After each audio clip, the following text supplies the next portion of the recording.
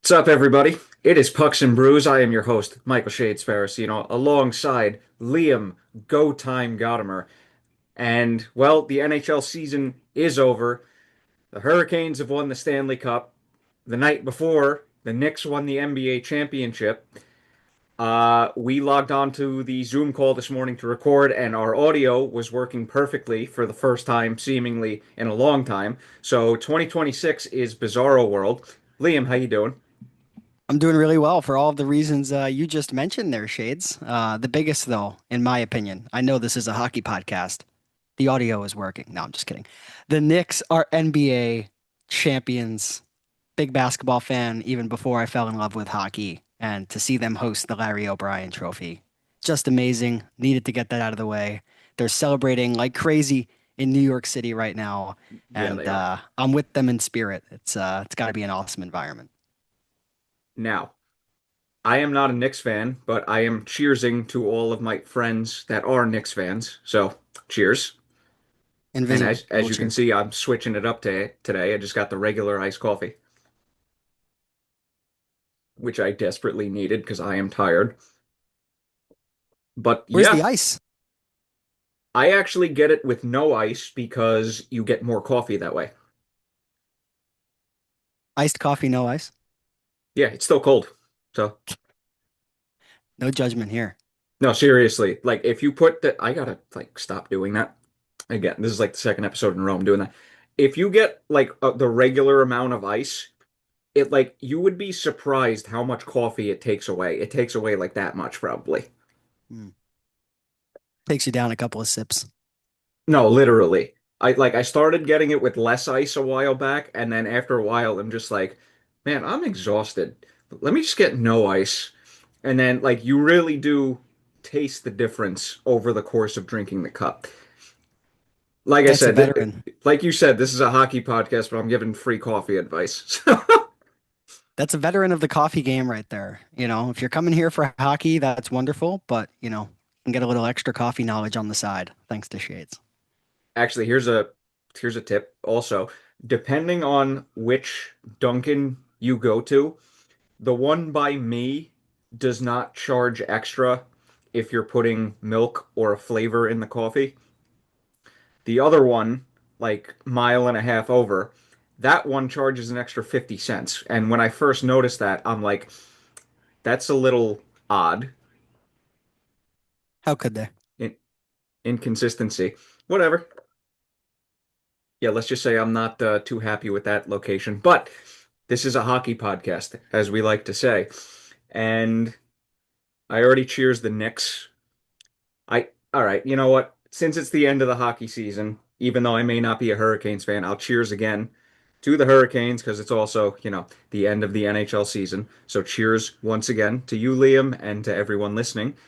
And I guess to all the Hurricanes fans because first time in 20 years, congratulations. Wish it was the Rangers, but oh well. Every year. Wish it was us. Not to be. Yeah, pretty much. And yeah, my bank account. Lol. Anyway, Yeah. it was no bueno. Not The not the outcome you wanted, but oh, oh. Now my mic is going to act up. Oh, that's wonderful. Okay. What a start to the podcast. It's only a matter of time, my screen is going to go blurry. no, no, no, no. We'll be fine. It's only a matter of time. We'll be okay. All right. Anyway, so let's start it off. We have mentioned this already. Carolina Hurricanes are the 2026 Stanley Cup champions with a six-game win over Vegas in the Stanley Cup Final. My bank account suffered, but they did it. Rod got his cup as a coach now, so he has one as a player and one as a coach for the same team, which you very, very rarely see across every sport, which was pretty cool to see. What do you have to say? Congratulations to the Carolina Hurricanes on winning the Stanley Cup. Well deserved. Do you believe now, Shades? Sorry, I had to. But do you believe now in the Carolina Hurricanes Not for really. champs? No. Well, if you won't believe them, believe in Now, them when they're champions. I don't know when you will. Okay, I'll answer that with an asterisk. Let's see how they do next year. Because if they play Florida again and get killed, you know what my response is going to be. I'll say this, best team in the NHL this year, still to be determined whether they are the best team in the NHL next year when all of the top teams, including Florida, like you mentioned, are once again healthy. So I definitely do agree with you there. I still think in the Eastern Conference specifically, there's more to prove for the Carolina Hurricanes. I think their route to the Stanley Cup Final was a little not I wouldn't say a cakewalk, but it wasn't necessarily the most difficult I've seen in the last, 5, 10 years. It was So they have, arguably the easiest of but the they last 10, 15 years. but they took on a team in the Western Conference that just bulldozed through everybody, through everyone, and they took them down in 6 games. So when you have Vegas sweep Colorado, I know they were without Cale Makar, but when you have Vegas sweep Colorado like that, and then Vegas goes in the Cup final and loses in 6 games to Carolina, that tells me that the Hurricanes were the best team across both brackets, in my opinion. Congratulations to Rod Brind'Amour. I think it's bleeping awesome that Jordan Staal is the Conn.Smythe winner again, all those years apart. But credit to the Vegas Golden Knights. They didn't back down. They battled. I felt like they really gave their best punch early in the series. But after that, once they weren't able to knock Carolina out, once Bussy came into the series, it was over from there. Hey, they had their chances in game six. I mean, Eichel and Hurdle, especially Eichel, missed pretty much an open net, and Hurdle, for the most part, had a lot of space to work with and shoots it right into Bussy. But the one thing I noticed, especially in game six, was where it really showed the most throughout the entirety of the game. Vegas just looked like they weren't skating. I mean, it looked like they were flat-footed the entire game. And You have you to give can't win credit. a game like that against Carolina. No, no, you can't. You have to jump all over the Hurricanes first before they jump all over you and then suffocate you defensively, like you discussed. And Vegas wasn't able to do that late in the series. And I think Carolina's experience really came to the forefront. I'm not saying that Vegas is not an experienced team, but maybe they had to experience a little bit of a disappointment before they got to the top with this group of players. But credit to them, credit to John Tortorella. It's an interesting situation. I'm sure we'll talk about that as our discussion moves along. But for right now, I mean, Carolina, what a run. And Shades, I have to mention, to have your starting goaltender taken out of the series, in the middle of said series, and have a rookie come in and Brandon Buzzy in the Stanley Cup Final. That's that's special. You could argue that Vegas shot themselves in the foot a little bit, but when you have your starting goaltender knocked out in the middle of the series, that's usually it. And we had somebody come in and make a name for himself, and now everybody will know who Brandon Bussey is, I Stanley Cup mean, champ. you can make an argument that that was the necessary change that needed to be made to put them over the hump. You could. I don't think goaltending was the difference, though. In my opinion, Well, I for think Vegas, it probably was for the Vegas, first five games. Yeah. Vegas, it definitely was. I'm not saying for Carolina. Carolina had Freddie Anderson playing pretty well going into the Cup final. I mean, where was he mentally, right? After his agent, Claude Lemieux and everything that had gone down in that situation. So maybe his mental state was up in the air a little bit. But physically and the way he was performing in the net, he was pretty good. And he was a reason why they had made, their way to the Stanley Cup final yet again. But Brandon Bussey, just you talk about a complete momentum shift. And Shades, I want your thoughts on this. It seemed to me after Bussey came into the series, Vegas didn't know how to solve him, and that carried all the way through until the end. I'm not saying that's anything Bussey did, but I think it's facing a different netminder, maybe a little bit of a different structure in front of the goaltender. You know, we say it all the time. Sometimes teams play a little bit differently in front of different goaltenders, and I think that's what we saw. Carolina tightened up, and Vegas, they were snake bitten for sure. Snake bitten, absolutely. I'm like kind of 50-50 on your point because obviously, yeah, because you did mention with the different style because one, he catches with his right hand instead of his left hand, which is rare these days. It And for is. some reason, that throws a lot of teams off. And also, I mean, I brought it up and I'll bring it up again. Vegas, they had their chances. I mean, Eichel had the crossbar. He had the crossbar again in game six with the pretty much wide open net. along with Hurdle. I mean, it's not like they had their chances. They just couldn't capitalize when they had the grade A ones. For me, it was the power play. Yep. 11% efficient were the Vegas Golden Knights, and Carolina was north of 30%. I talked about it in our series preview, right? That special teams could very well decide the series, and it did. And I'm not saying that Vegas does not have the star power that Carolina does. I would say Because they're they do. pretty even. They definitely do. But Carolina had everybody, pulling at the rope at the same time. I mean, you talk about what, 6 goals in the Stanley Cup Final for Jordan Staal, and that's a net front presence on your power play. You have Shane Goss to spare and Alexander Nikishin, two players on the back end to provide you a good amount of offense. Sebastian Aho was a little bit quiet, but he scored when it mattered. Seth Jarvis, same thing. Andrei Svechnikov, I'll put into that category as well. Yeah. But, Carolina's depth just really came to play. But for me, it was the special teams. And if you look across the entire series shades, the higher danger shots on goal, they were almost dead even.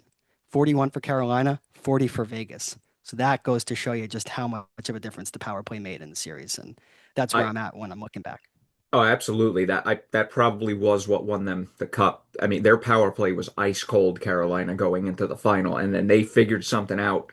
I think what was it, game two? And then from there, like it was over.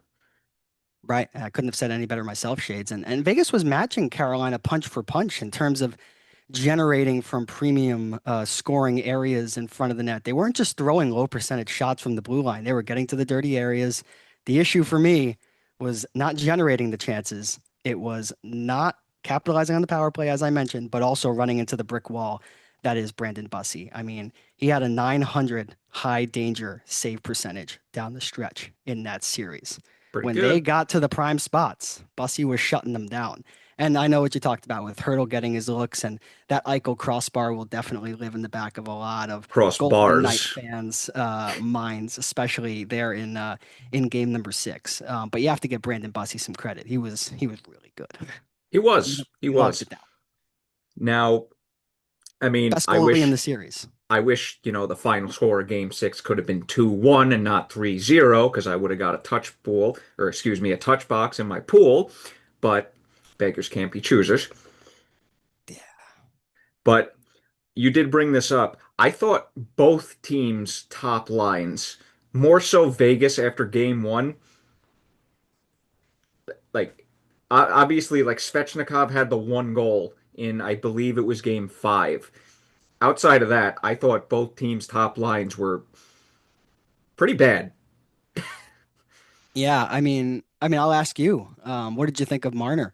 I mean, of course, Marner, has that one historic game, but outside of that, Yeah, no, their best players didn't come up when they needed to.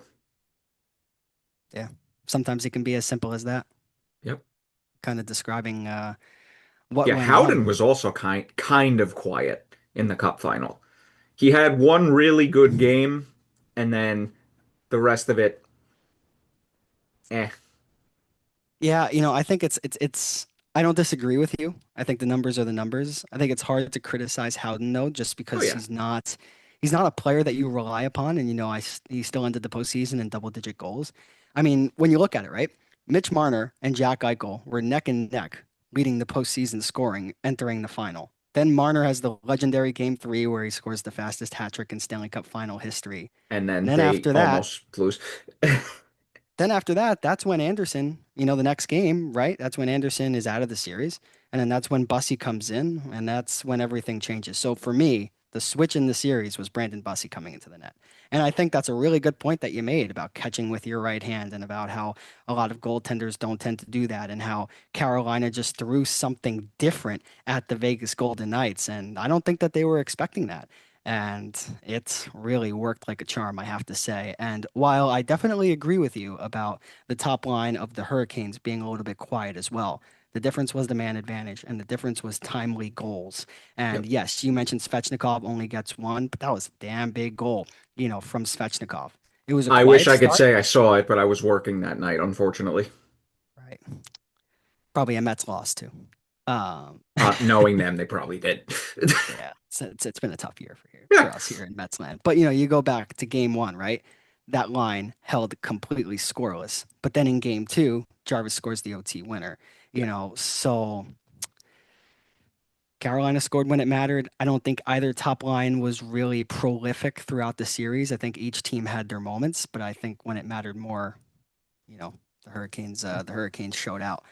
And that was really a stunner. Carolina really had to show something to win this Stanley Cup, and they did. Like Vegas was no slouch. Like I said before, and I'll reiterate my point.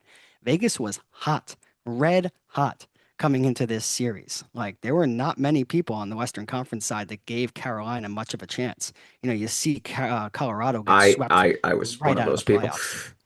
You know, Yeah. I'm not going to call you out, but I already did at the beginning. Yeah. I But no, I did it to myself. but again, not a lot of people gave them much of a chance. And then, they steamroll the Western Conference and then they get to the Stanley Cup final. And well, there you go. Carolina wins in 6 games. And I think Carolina would have beaten whoever came out of the West, in my opinion. You might disagree, but I don't know.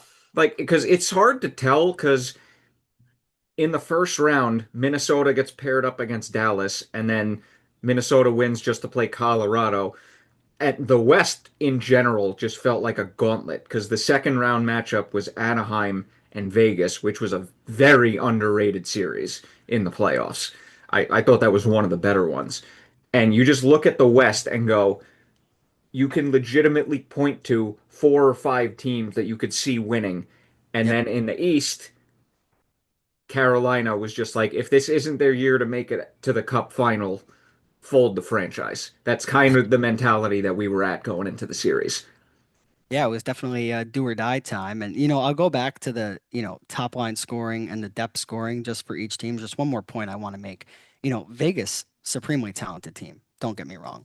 I love Marner. I love Eichel. I mean, Brett Howden, that's been my guy from the beginning. William Karlsson, though, goes down in the middle of the series. And you Yeah. mentioned Tomas Hertl, who was good in that game 6, but I think he was a little inconsistent throughout the series. You look at the depth behind the first line of the Hurricanes. Jarvis, Aho, Svechnikov. They were struggling a little bit, right? Who's behind them? Taylor Hall scores that Yeah. massive goal in game 6, which ends up being the Stanley Cup winning goal. Logan Stankoven. I mean, you talk about a trade that is an absolute charm months later. Mikko Rantanen for Logan Stankoven and a first round pick. You talk about turning something bad into something fantastic. Jackson Blake, who's making less than $1 million against the cap, I think. That's an unbelievable addition to have to your offense. So for me, the depth was just there for Carolina. You have veterans who have been there before, like Jordan Martinook, and I know all the coverage is going to Jordan be about Stahl. Jordan Stahl as it should be, but you have Stahl as well. You have a coach that's ingrained with the community and really, cares about the team and has a significant connection to the group. John Tortorella, on the other hand, came in during the middle of the season, and he had them playing great hockey. But, there's something to be said about having such a tight-knit, well-run organization and team. And for me, Carolina really embodied that. Yeah, I also like over the course of watching the series, and it was extremely noticeable from watching games 1 and 2 and then watching games 5 and 6 specifically. Games 1 and 2, Vegas was cutting down all the passing lanes, and they really weren't giving too much to Carolina. Games 5 and 6, it was like they were letting Carolina walk all over them. So I'm trying to figure out, did Carolina make the necessary adjustments, the small ones that they needed to make, or did Vegas just stop skating? Or was it a combination of the two? I would say it's a combination of the two. I think it's kind of hard to, criticize a team in the Stanley Cup final for just stopping skating. You Well, I know what mean, I you mean? kind of Like can for game 6 because it's an I mean, elimination game, Vegas was though. just on their heels the whole game. It didn't even look like they tried to change the momentum. And also, they were In just my flinging opinion, pucks carelessly around the ice in that game specifically. I would say it's a couple of things. I know I've mentioned him a few times, but the Bussy factor is massive. I mean, Freddie Anderson was fighting to contain that high flying Vegas rush, and the game felt wide open. I'm talking about in games 1 and 2. Then when Brandon Bussy came in, suddenly he stabilized things. He stopped 22 of 22 in game 6 and really didn't give them, much of an opportunity on the secondary chances that they were able to generate. And I would just say as a team, Carolina in games 5 and 6 completely reinstalled their signature defensive identity. They didn't Mm. really have that, I would say, against Montreal even. I feel like they did that when they were on the road, but not really at home. We've seen during this playoffs, Carolina, when they're playing at home, they've really struggled, but then they go on the road and they just find it. And that's what happened in this series, in my opinion. I think Vegas really threw the first shot in game one. And then in game two, Carolina was able to settle it down. Of course, they get that overtime winner, they tie the series. And then in games three and four, when they go to Vegas, that's when they're really able to establish that identity that has made them so good for so many years. And am I a little bit surprised that there was not more pushback from the Vegas Golden Knights? Yes, because they looked really good at the beginning of the series, and keeping them off the scoreboard didn't really seem too easy. They were just flooding with tons of offense. Brett Howden was scoring at will. Mitch Marner, don't tell him about the, playoff issues that he may have had in the past with him and the Toronto Maple Leafs. He came out and looked like a completely different player. But just once push came to shove, once a different goaltender came in and once Rod, put that game plan on the board, that's when Vegas took over this series. But this was really interesting. And for Carolina to hold the Golden Knights to 2 goals over the final 120 minutes of the series, that's not a sentence I would have been expecting to say after watching the first 2 games in Carolina. Yeah. And, Carolina starts off game one, Ehlers with the like half breakaway goal got the crowd going. And that pretty Yep. much set a tone for the first like 4 games of holy Oh, crap, this Stanley Cup final is one of the best ones we've seen in a long time. right. Right. Without a doubt. And I think when Game I six was look, probably the worst game of the series by far. it was, and if you ask Carolina and if you ask Rod Brindamore, they're probably happiest with that game. Of course, it's the Right. cup clinching game, but that they executed their game plan. That's my point. Yeah. And they were able to smother the Vegas breakout. And at the end of the day, I'll give you one more point. When you match up the two best players against one another, two number one centers on each team, I mean, Jack Eichel and Sebastian Aho, I think neither had a great series, but I think that Carolina did a better job of keeping Eichel in check than Vegas did to Aho. And once you're Yep. not able to keep Aho in check like you're supposed to, guess what? There's depth for days around Sebastian that, are able to put the puck into the back of the net. And give credit to Rod Brindamore. He utilized the last change advantage in game 5 too to get Aho away from Eichel. Then he put Jordan Martinook on the top line for raw muscle. So, I mean, just a lot of in-game adjustments, and the Hurricanes really deserve this one. And let me tell you, John Tortorella threw everything at the wall. Like, great playoff run for the Vegas Golden Knights. Shout out to them. Uh, they overachieved, in my opinion. They overshot the runway. Uh, to an extent, yeah, but then I also remember, okay, Makar was out and McKinnon ended up getting hurt during the series, so that probably played a major factor into that series. So, I mean, you got to stay healthy this time of year. I mean, look what happened to the Panthers this year. Yeah, for sure. And they still won. And again, credit to them. And yeah, the Western Conference is just a very confusing board to look at. That side of Dude, the I just bracket, just in general. like I'll say it again. We looked at the West Conference playoffs, and you're just like, this is good team after good team after good team. And then in the East, you just went, okay, neither of these two teams is making it out of the second round. I'd be surprised if this team doesn't make the conference final. That team being Buffalo, they didn't. And then Montreal, makes Carolina look pedestrian. And then it was just a very weird Eastern Conference. And then the West was just like powerhouse versus powerhouse. Yeah, I mean, you get the California and Utah kind of renaissance over in the Western Conference. You have Anaheim come out of nowhere. I don't think many people around the hockey world necessarily expected them to win a first round series, never mind make the playoffs. Utah, of course, they pushed Vegas to 6 games. So, shout out to them too. Very, very odd. And I guess all I can say is I'm happy that, in my opinion, I know you disagree, but in my opinion, the best team on the board won, which is the way it should be. Most talented team, best depth, best coach. The goaltending was the only issue. And wouldn't you know it, the goaltending was the reason why they won. And they didn't even have their guy. Yep.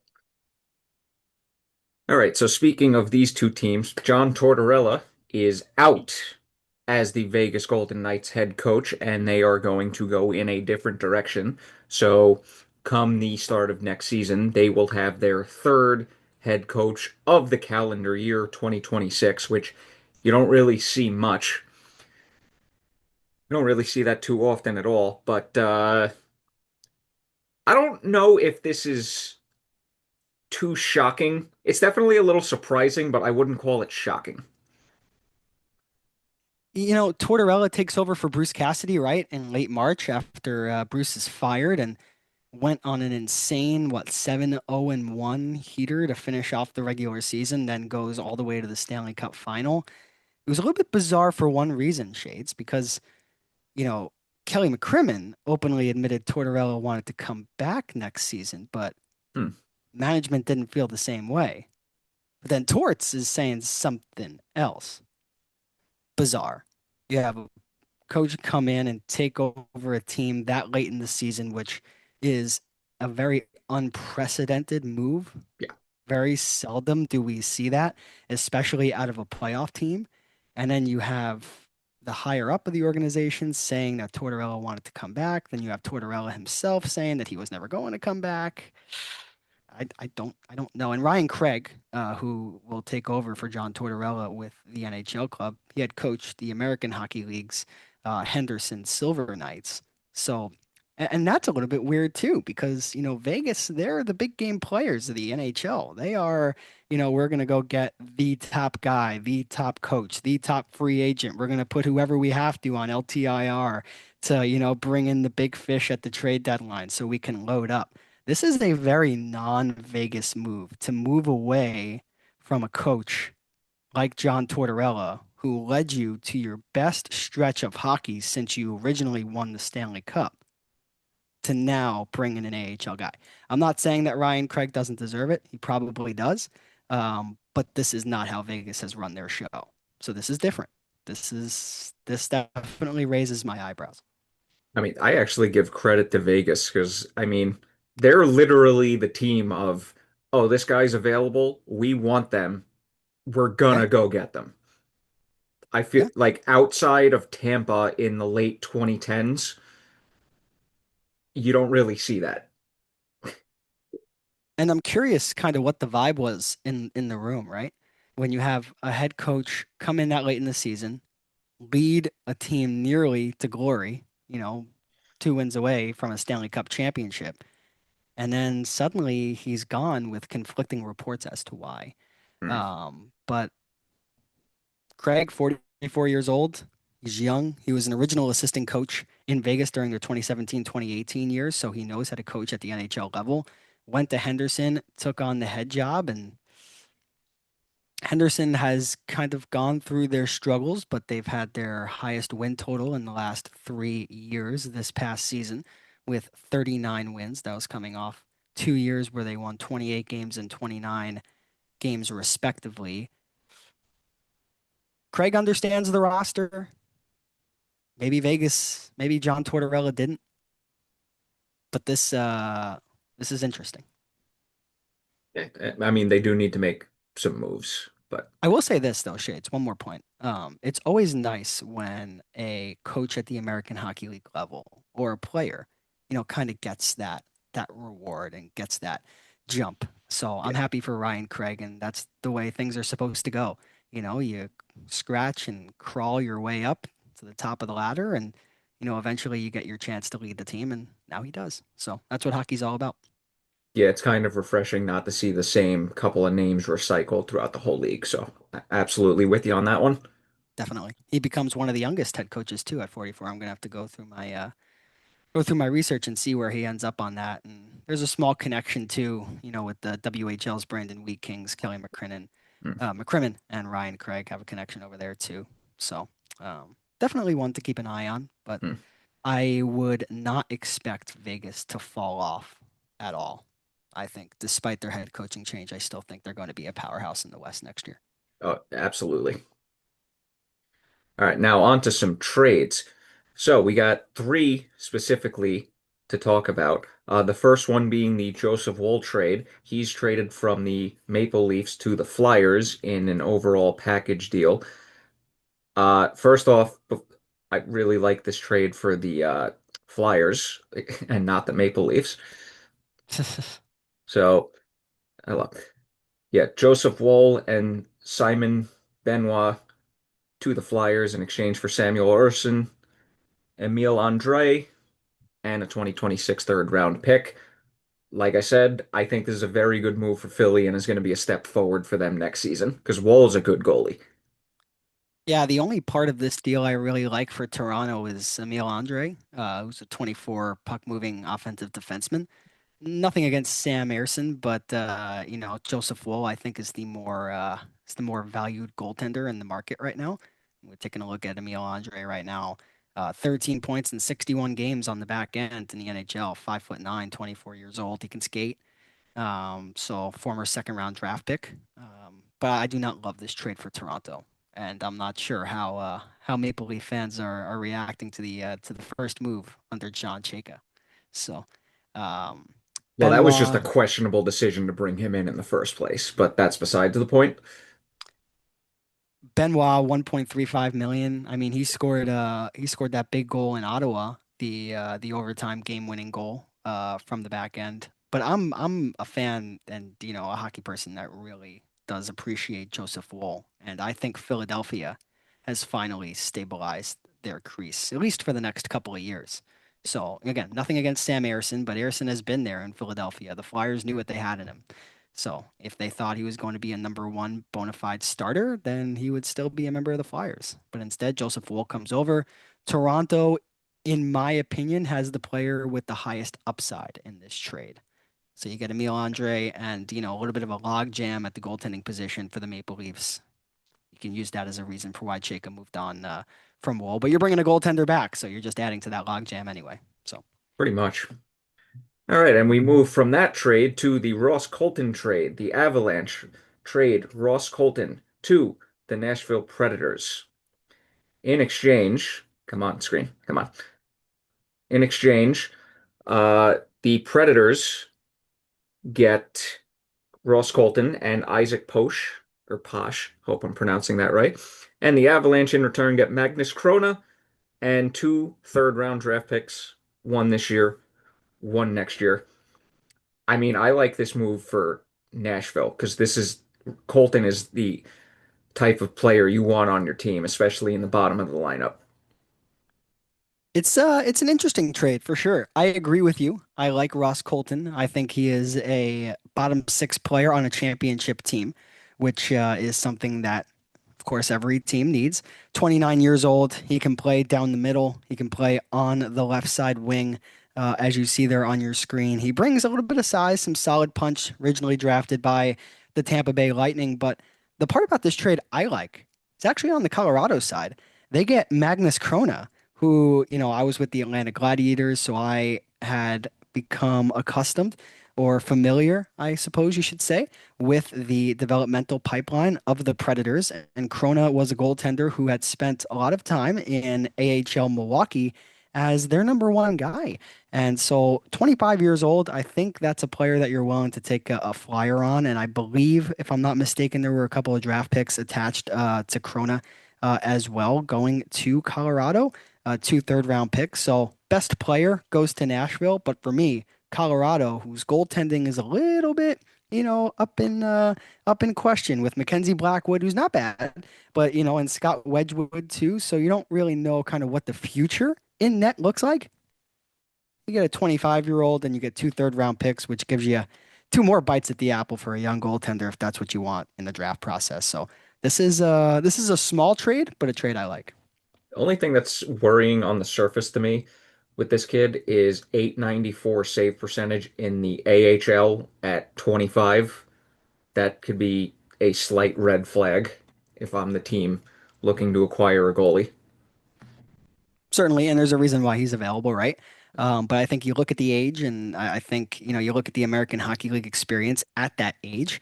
I think it's just a player you're willing to take a flyer on, and 894, not great, but I'll look at that other number. 2.94 goals against average. Whenever you're able to get that under three, I still think that says some good things about a goaltender. So I like trades that really don't, make headlines as necessarily a Hmm, blockbuster, but deals that make each team better.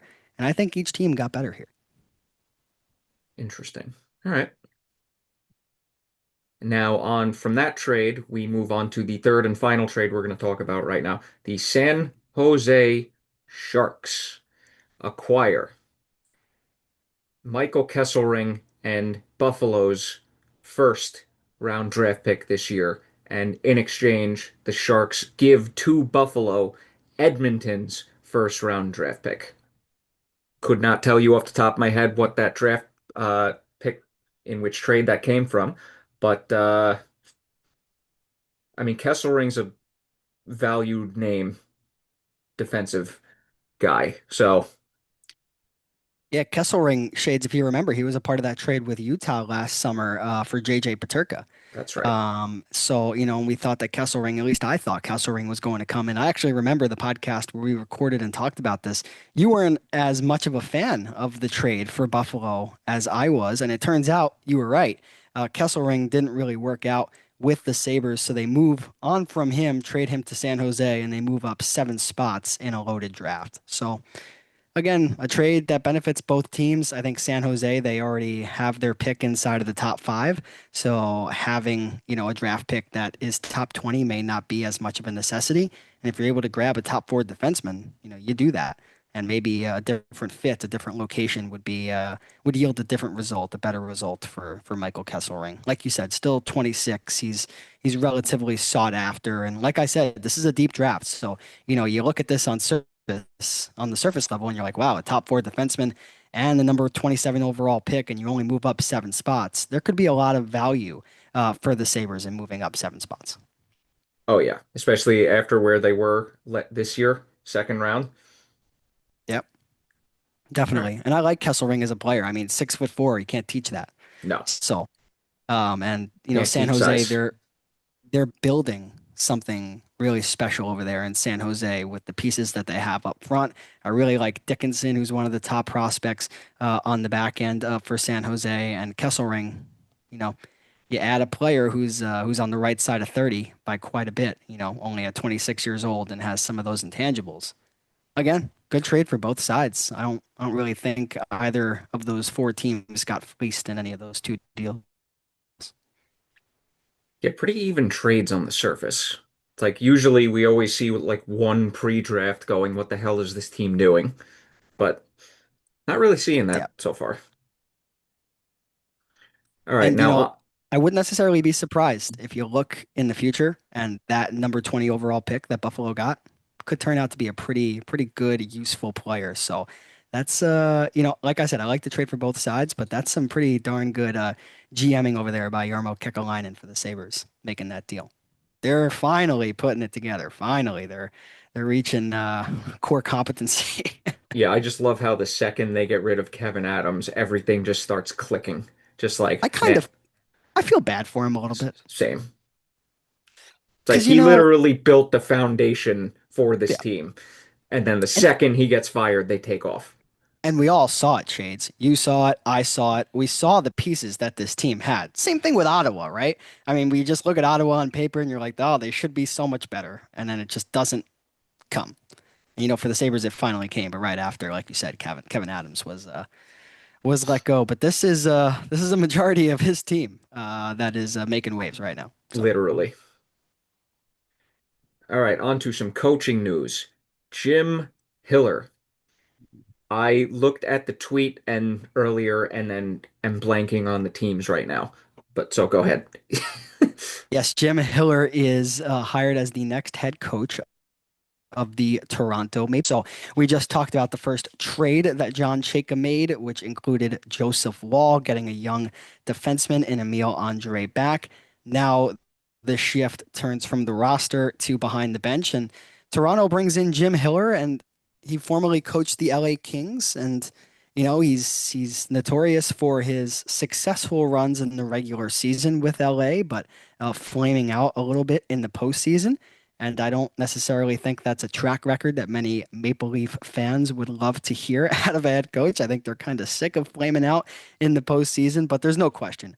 Toronto, they have the number one overall pick. Gavin McKenna will be a Maple Leaf. They are going towards a youth movement here.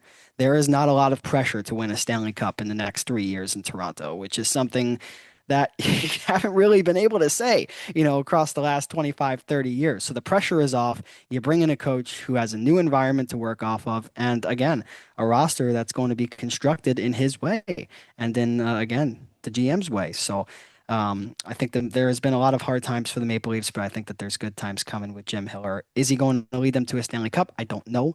But that's not the goal right now. The goal right now is to develop the young guys and to build this next core of Maple Leafs because we all know how the last core worked out. So Yeah, I mean, you can't necessarily blame Hiller for his time in LA because there was just some awful GMing I thought going LA on. actually played pretty well during his time there. So I would be hopeful if I were a Leafs fan. And Hiller, I know that not a lot of people take a lot of stock into this, but I do. Frank Saravelli, I believe, reported, or one of the big time reporters said Jim Hiller, aside from being a great coach, he's one of the nicest guys in the game. And, I think there definitely is a spot for that in the NHL. And is he recycled? Yes, but, a little less recycled than some of the other guys we've seen in years past. Oh yeah. Speaking of, is there a spot for him? Uh, Mike Babcock expressed interest, or excuse me, the Oilers expressed interest in wanting to bring Mike Babcock behind the bench, and immediately the collective among hockey fans was why? Well, you knew when the Oilers were not given the right to interview Bruce Cassidy by the Vegas Golden Knights that they were going to go, pardon my language, balls to the wall to bring in a high-end head coach, that is either at Cassidy's level or exceeds. And I think we can both agree, the on-ice impact that Mike Babcock would have would be extremely significant towards winning a Stanley Cup in Edmonton. But the track record. Yeah, It's a little especially too how much. things ended in his last two Two head coach stops. destinations, one of which he did not even coach a game. Yes. But I will say this, the NHL has opened an investigation in regard to it, and the NHL is always trying to please their top player. And, hey, Connor McDavid's the top guy, and, how are you going to deny him a chance to play under, outside of the extracurricular as a Hall of Fame coach? So I think that there definitely is an avenue for Mike Babcock being let back into the NHL in this role with the Oilers. I think there is a way because there is a will. Oh, I think there's an avenue. I just don't think in the long run that it's going to happen. That's my prediction here. But if he comes in and the NHL's investigation comes away with, okay, he's clean, he deserves another chance, and he comes in and he leads the Oilers to a Stanley Cup, could be a pretty smart move. You see, this isn't like a Tortorella situation to me where he goes into Vancouver, acts like a lunatic, and then is not there long term. Babcock, his tenure with both Detroit and Toronto ended pretty badly. And then the second he gets hired by another team in the offseason, he doesn't even make it to preseason that same summer. So uh, just massive red flags flying here. And that was with Columbus, correct? Yes. Do you Yeah, remember with what the year that invasion was? of privacy thing. Okay. Do you remember what year that was? It was only like 2 or 3 years ago, right? I'm not sure. I'm thinking pre-COVID. So we're That we're long? kind of, No. and that would kind of be my reasoning for, giving another chance. I mean, this would be a third chance, but You know what? I am willing to give people the benefit of the doubt in certain situations. I'm actually double checking this right now. 2023. Hey, it was 3 years ago. All right. All right. For once, I actually got something right off the top of my head while guessing. Nice. Yeah, anyway, I don't think he coaches in the NHL again. That's my final prediction here. What about you? Yeah, I think hearing that it was 3 years ago now, I think a certain amount of time has to pass. And again, I don't know the specifics of that situation of what happened in Columbus. So, I can only, speak on what I've read and, and part speculation. I'm always a fan of giving people another chance, but I don't know the specifics of the situation, so I can't really speak on it. But with it being that short of a window between when that happened and when he's going for this job, uh, I would probably steer clear. But it's a real missed opportunity if you're Edmonton on skating away with a pretty darn good head coach. Cassidy and Babcock, those are the two best, and they have some baggage with them. Well, Babcock has significant more baggage than Cassidy, but Well, Cassidy can't even go over there. Vegas won't let him. yeah, that's how you know a team thinks or a team is just like, yeah, no, we're not going to just give you a good head coach. Absolutely not. Yeah, and what gets me about that is that Vegas lets Bruce Cassidy interview in Toronto, but not in Edmonton. I, Interesting. I get it, division rivals, I get it, but still, like if you're not going to let him interview one place, don't let him interview anywhere else. That just makes you look like a little bit of a clown show, in my opinion. Yeah, a little bit. Little bit. Now, with all that being said, the NHL Draft is coming up very, very soon. And before you know it, free agency is going to be here because it's already June 18th. The draft is next week. The draft is next week. Yeah, I didn't look this up, but it's usually a week after the Stanley Cup Final ends. It's not like the same week. Because the draft is usually like a week after, and then free agency is like bam. So then again, as you can clearly tell, I did not Google this to see when it was, but we're gonna look at some of the top prospects according to a mock draft on Elite. I really need to like minimize that from now on. Elite prospects. So Gavin McKenna is obviously, ranked number one and has been all year. And with the way or with what we've been hearing about this draft is that it's going to be a very deep draft. So having a top five or top 10 pick in general is going to be pretty good this year as opposed to most years. Yes. And that's why, that jump from 27 to 20, just as an example for Buffalo, is so significant because you're separating yourself from potentially getting, a Jack Hextall and nothing against him. But, you look at who's in that other crop, Tynan Lawrence, out of Boston University. He's going to be a real good player. Had a little bit of a down year in collegiate hockey, but he had a lot of fanfare behind his name going into this draft. Liam Ruck, I like a lot, for obvious reasons. Good name. Uh, Powerful player, 104 points, 69 games. But for me, the one steel shades, the two Swedes there at the top, Stenberg and Bjork. I'm a big fan of those. Obviously the defensemen. I mean, Carson Carrolls and Chase Reed. Chase Reed might be the best defenseman in this draft. McKenna's the best player in the draft. This is one deep first round. You should be excited if you have a couple of picks. I just want to point out a couple names here. Caleb Malholtra. I mean, come on. Manny Malholtra's son. Yep. What were the other two names I saw?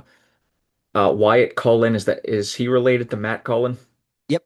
And Jack Hextall, is he related to Ron Hextall? I'm not sure off the top of my head there. I don't know, that was just something that on the spot just struck me. But hey, okay, so obviously you are able to watch a lot more, minor league hockey than I am because of your previous job and previous jobs. And I can only speak to what the Rangers could possibly do at five. Yep. But after how the EJ Emery pick went down, and in retrospect, how that has not really aged too well, we still lack a high-end defensive prospect. And really, outside of Gabe Perreault, we don't have too much in terms of high-end prospects. I mean, we have a few guys like Adam Sikora who look like they could be a productive bottom six player, but not a lot of high-end talent with this Rangers team. So it really wouldn't bother me if they go defenseman or forward.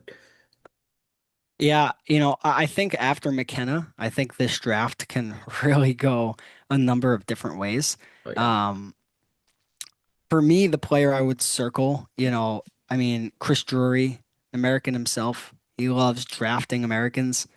I think Chase Reed, if he's available, will be a Ranger, in my opinion.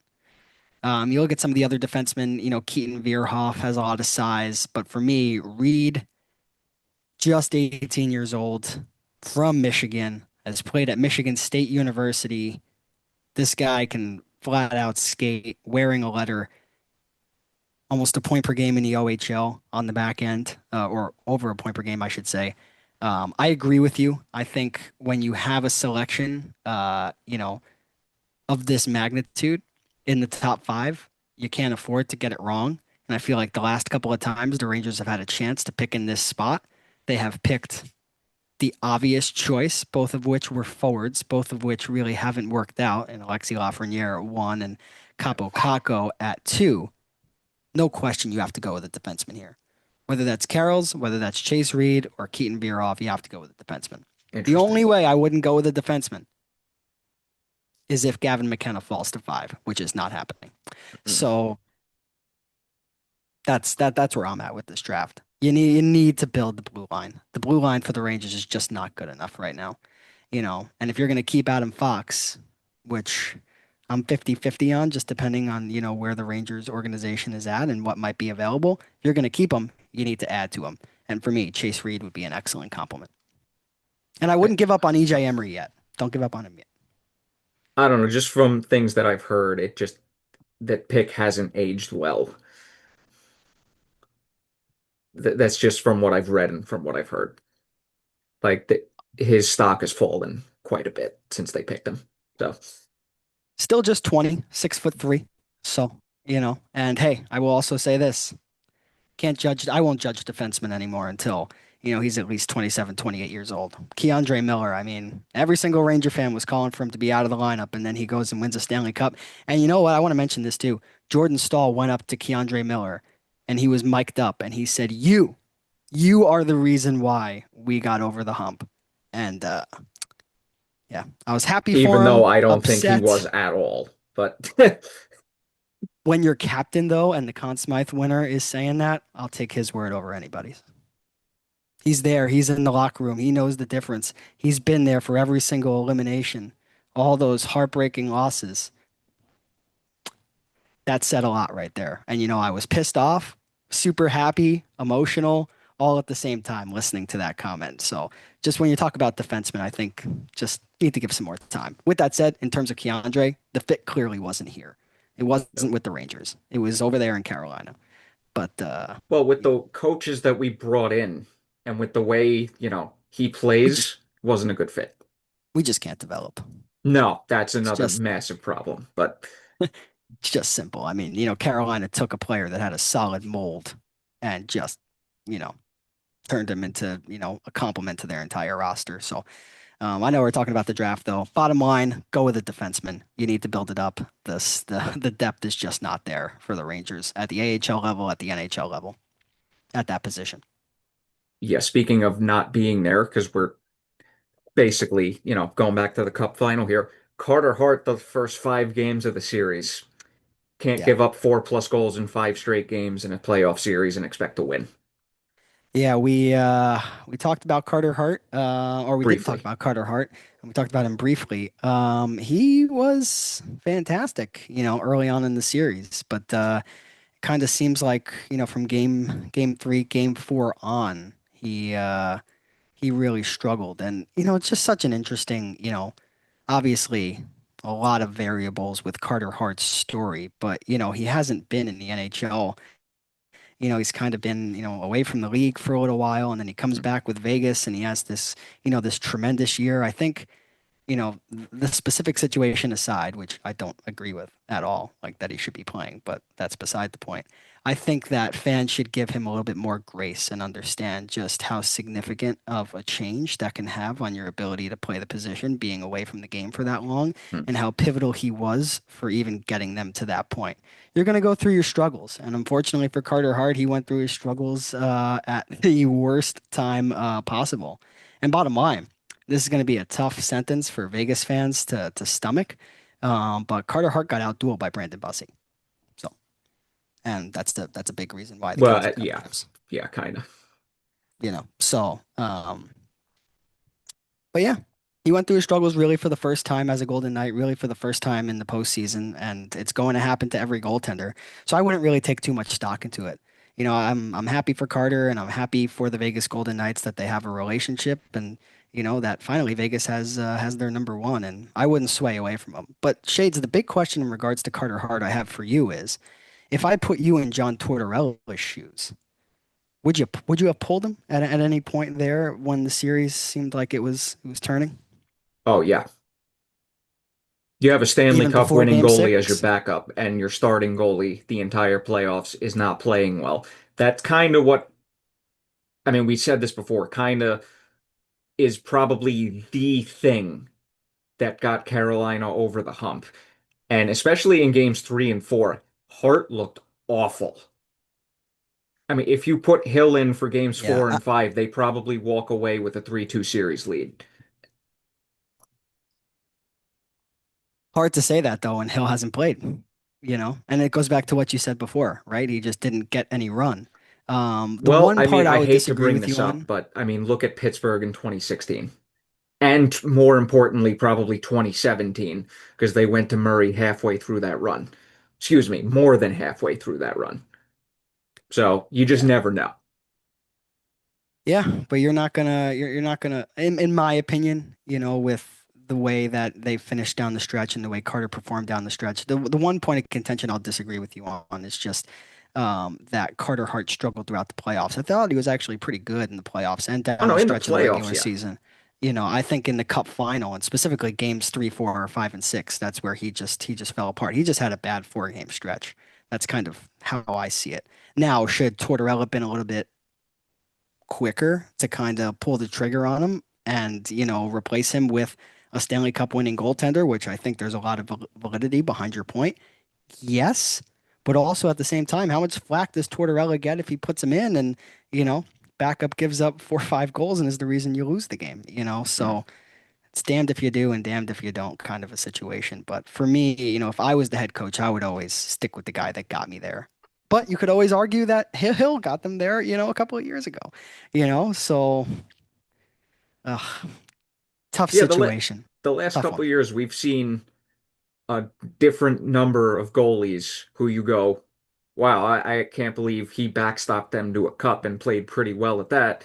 And then it's kind of a one and done season where Right. And they we'll don't see. really ever play at that level again. And what does the future hold for Carter Hart and Vegas? And even before all the stuff happened with Carter, when he was in Philadelphia and he was, beginning his career and really establishing himself, you know, watching him, there was no question in my mind that he could be a goaltender that could backstop a team to a Stanley Cup championship one day.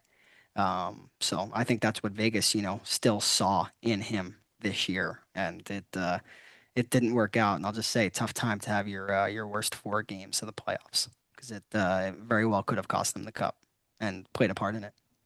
I mean, But I would give Carolina more credit than you're giving them, to be honest.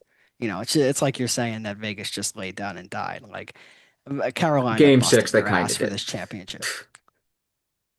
Yeah, but Not, how can not, you or see a definitely game? not earlier in the series, but game 6, it like they look mentally checked out. Well, I'll say this then. If you can't get up for a game 6 on your home ice in an elimination game, then you didn't deserve to be there in the first place. You didn't deserve to win a championship for sure. So, maybe they should have gotten knocked out before they did. Like it's a game 6. It's the Stanley Cup final. It's win or go home. And you're gonna lay a goose egg? Like, I love how we've been saying all this. Meanwhile, Hart is pretty much the only player you can't blame for that game 6 loss. yes, you cannot blame the goaltender when your team does not score. Yeah. Yes. And hey, he may have given up 2 goals, but he played well that game. Yeah. Yeah. he found his groove. So, so maybe the argument is, should Torts have pulled him in, in 3, 4, or 5, when things kind of gotten out of hand a little bit, but hey, stuck with him. Not the reason why they lost, at least in game 6. I mean, you look at the goals he gave up, right?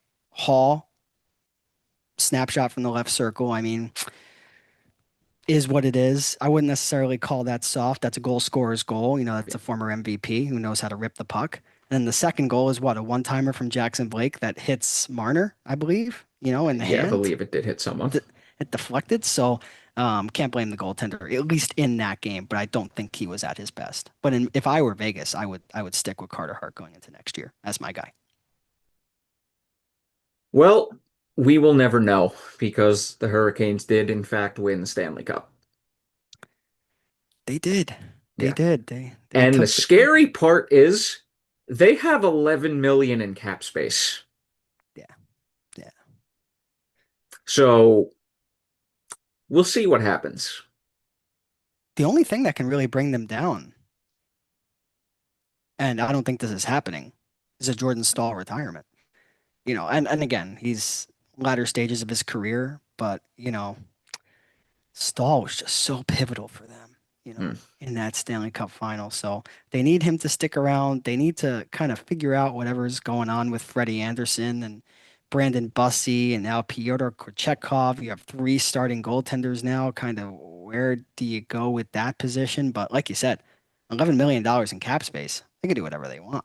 They can go into free agency and build off of the cup that they got themselves. And shout out to Nick Ehlers too. Yeah. Stanley Cup champion, signed as a free agent, and wins the cup the year after he signs with Carolina. So, Fun fact on Nick Ehlers, that was my QMJHL line mate all the way back in NHL 15. Be a okay. pro. When I was broadcasting in the ECHL, I would kind of segment the players from what leagues they came from, right? The players that would impress me the most always came out of the queue. Yep. Always, always. So, no surprise that Ehlers is a QMJHL alum. Ah, I just remember one time I was doing Be a Pro mode and like the team during the season was like so-so. And then all of a sudden, like we just started winning like game after game after game after game, and then we just blew everybody away in the playoffs. Like if I remember correctly, we won like 23 straight games to end the regular season into winning the cup. Holy shit. Yeah, but I was actually like playing the Be a Pro and not simming. So that could have been a major reason why, but I would have like a great game and then the team would lose like fucking like 7-5. That would happen.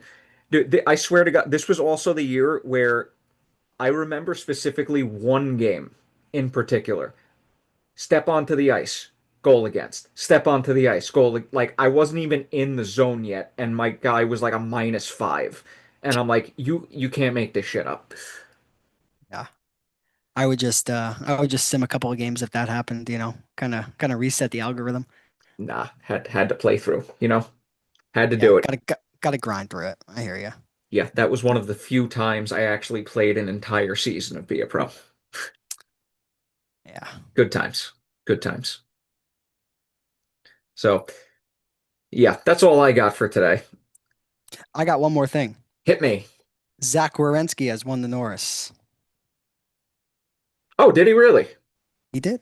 Oh, wait a second. I don't know why I just asked that. I was watching the thing on NHL Network. That was pretty cool how they told him.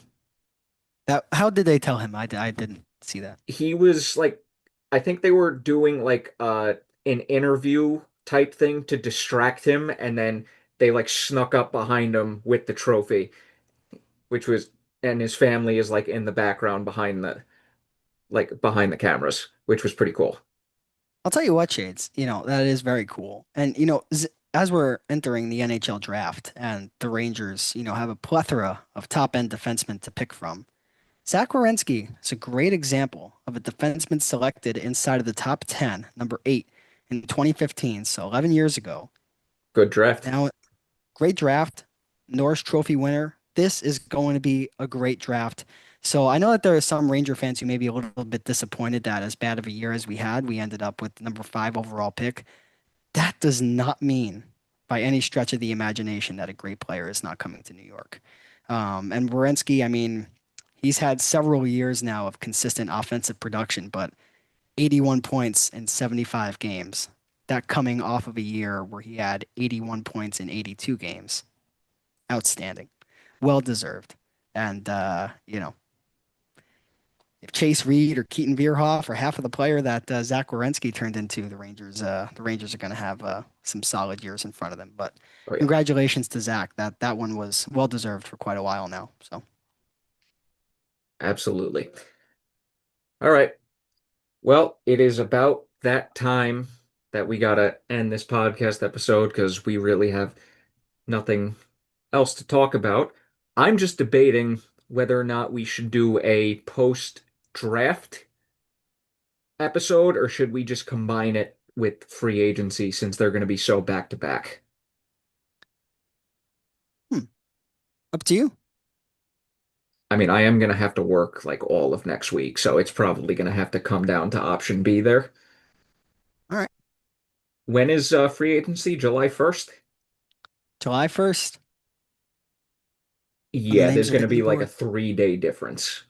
So, Yeah, we can combine them. uh, yeah, we'll Do be the back delay. after the draft and more importantly after free agency. So this has been episode 83 of Pucks and Brews. I forgot to say this earlier in the episode because I always do. Hope everybody enjoyed a drink of choice. I had my coffee. Hope everybody enjoyed some hockey talk. Please like in the comments. Say, nice job, guys. Keep doing what you're doing. That would be nice. But like and subscribe to on all the platforms. Uh, yeah, I've been your host, Michael Shade Sparacino, alongside Liam Go Time Godimer, formerly known as Liam the Shellmaster Godimer. And we will see you all in just under 2 weeks, if not 2 weeks. Cheers. Goodbye.